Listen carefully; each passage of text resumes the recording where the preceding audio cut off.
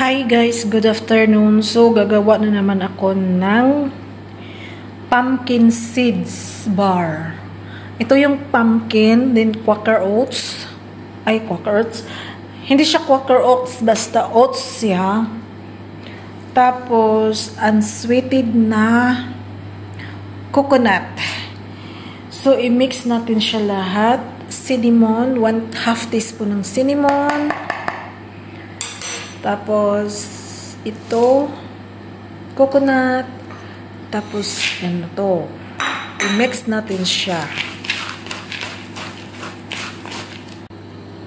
So, ang next natin i-mix is yung vanilla. Ito, 1 cup to guys, ng almond butter, vanilla, 3 teaspoon.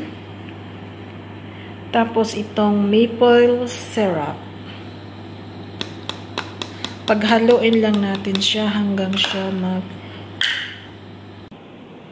So, ito na guys. Natapos ko na pag-mix. I-mix na natin dito din yung syrup na ni-mix natin. I-mix din natin dito sa dry na pumpkin, oats, at saka ano ba yun?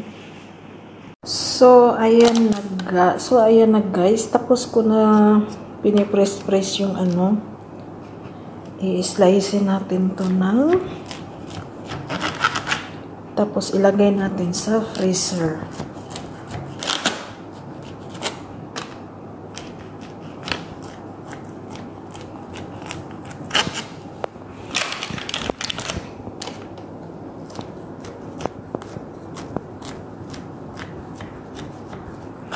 Thanks for watching. Bye-bye! So, ito yung almond, then Quaker Oats, unsalted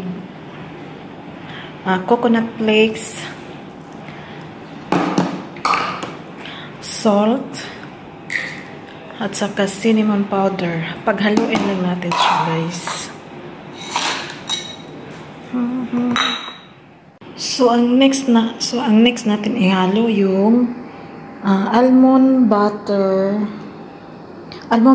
ba din natay maple syrup, 1/2 cup of maple syrup, and gibutang na nako sa ang vanilla.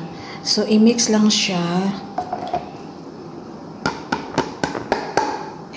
Pagkatapos natin i-mix, ihalo natin dito. Ganito na yung resulta niya, guys. Tapos ilagay natin sa freezer for 1 or 2 hours. Then gagawa na naman ako ng rice crispy. So, ito yung 140 grams ng rice. Then, ano pa to? Then i-add natin tong sunflower seeds. Tapos, pumpkin seeds. I-mix natin siya.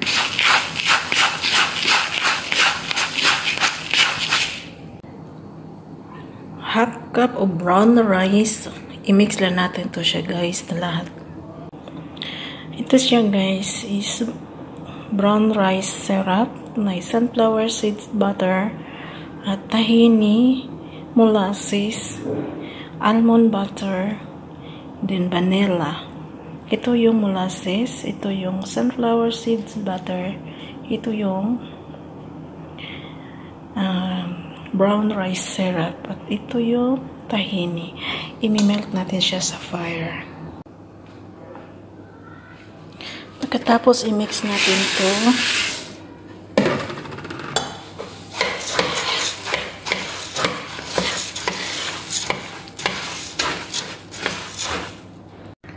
So, ito na guys yung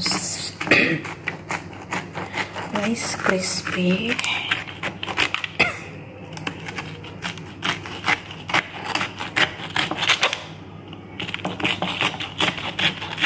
Rice crispy.